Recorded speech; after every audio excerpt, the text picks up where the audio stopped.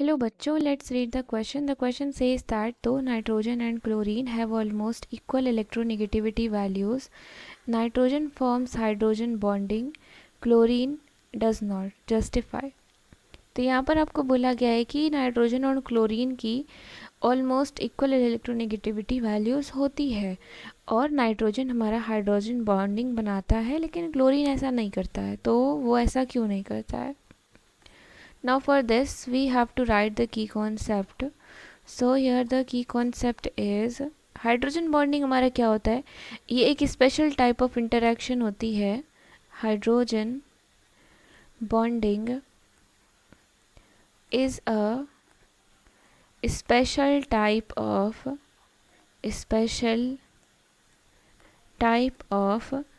Interaction.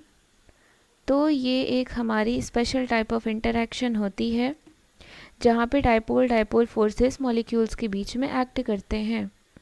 Where dipole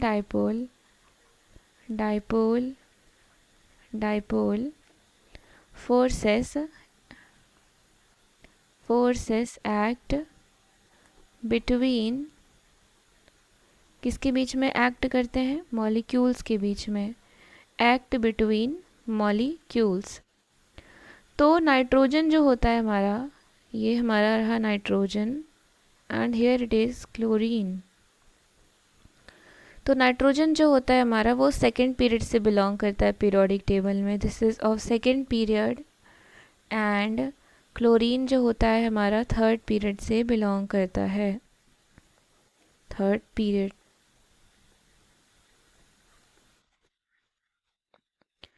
तो hydrogen bonding में हमारा क्या होता है, जो हाइड्रोजन एटम होता है उसकी कोवेलेंटली बॉन्डिंग होती है बहुत ही ज़्यादा इलेक्ट्रोनेगेटिव एटम के साथ, जैसे कि नाइट्रोजन, ऑक्सीजन और फ्लोरीन एटम हो गए, यानी कि जिसकी बहुत ही हाई इलेक्ट्रोनेगेटिविटी होती है.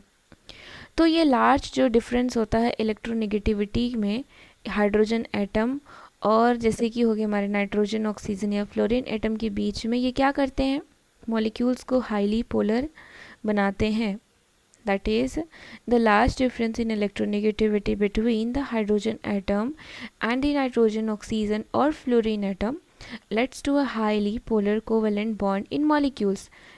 जैसे कि हो गया हमारा NH बॉन्ड और ये हो गया हमारा OH बॉन्ड, कुछ इस तरीके का. एंड FH बॉन्ड, इसमें क्या है, हमारी हाइड्रोजन बॉन्डिंग प्रेजेंट है और ये जो है हमारे, ये तीनों, इनकी हाई क्या है, इलेक्ट्रोनिगेटिविटी है. High electronegativity.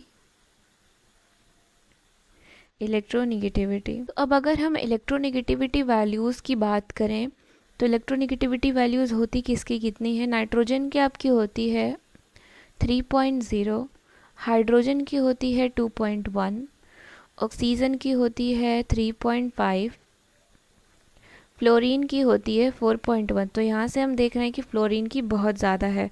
और क्वेश्चन में हमारे बात की गई है क्लोरीन की, कि क्लोरीन क्यों नहीं बनाता है हाइड्रोजन बॉन्डिंग जबकि नाइट्रोजन हमारा बनाता है. तो क्लोरीन की इलेक्ट्रोनेगेटिविटी कितनी होती है, 3.16. तो यहाँ से अगर हम देखें नाइट्रोजन की इलेक्ट्रोनेगेटिविटी और क्लोरीन की इलेक्ट्रोनेगेटिविटी, तो क्लोरीन की तो ज़्यादा है. तो इसका मतलब ये होना चाहिए कि क्लोरीन का तो हाइड्रोजन बॉन्डिंग बनना चाहिए, लेकिन ऐसा होता नहीं है. तो ऐसा क्यों होता है, तो इसके पीछे एक बहुत ही सिंपल सा रीज़न है. That is due to the small size of nitrogen atom as compare to chlorine atom.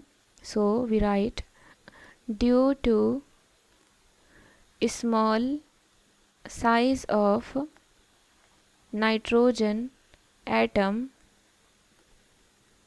then chlorine atom, the electron density per volume is the electron density per volume. तो electron density पर volume जो होता है हमारा वो क्या होता है, हाई होता है. Volume is higher which results in greater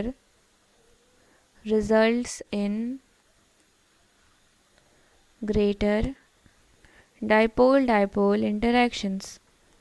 dipole dipole interactions. तो यहाँ से हम ये कंक्लूड कर सकते हैं कि लेस इलेक्ट्रॉन डेंसिटी होने की वजह से क्लोरीन हमारा हाइड्रोजन बॉन्ड का फॉर्मेशन नहीं करता है जैसे कि नाइट्रोजन करता है। I hope you understood it well. Thank you and best of luck.